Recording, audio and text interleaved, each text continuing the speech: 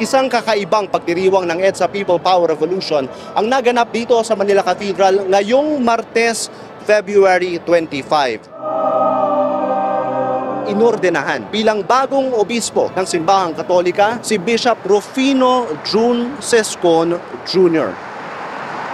Lord of mercy. Si Bishop June Sescon ay isang dating chaplain ng Greenbelt Chapel at dati ring rector ng Quiapo Church kung saan naroon ang imahen ng Poong Jesus Nazareno.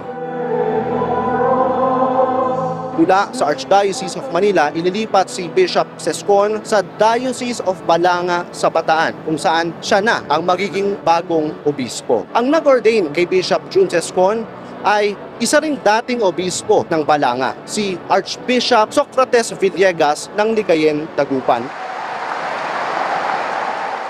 Ngayon may pagkakapareho yung dalawa, dahil si Bishop Sescon at si Archbishop Villegas ay parehong dating naging private secretary ni Manila Archbishop Jaime Cardinal Sin.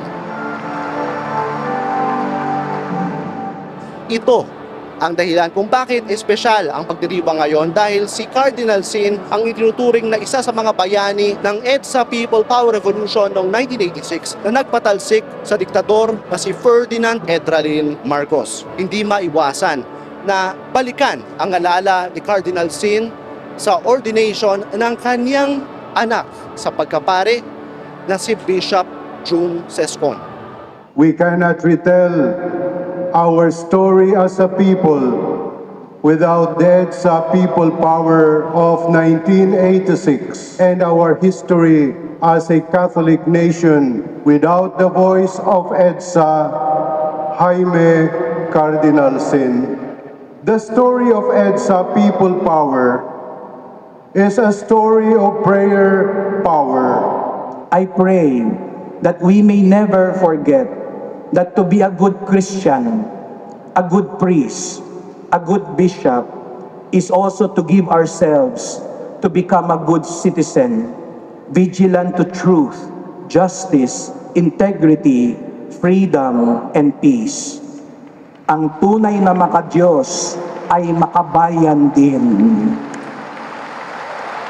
I thank the Lord for Jaime Cardinal Sin, priest, prophet, and patriot, one of the valiant heroes of EDSA, and the other generations of EDSA heroes, especially the family of the former President Corazon Aquino, for nurturing the early stage of my priesthood.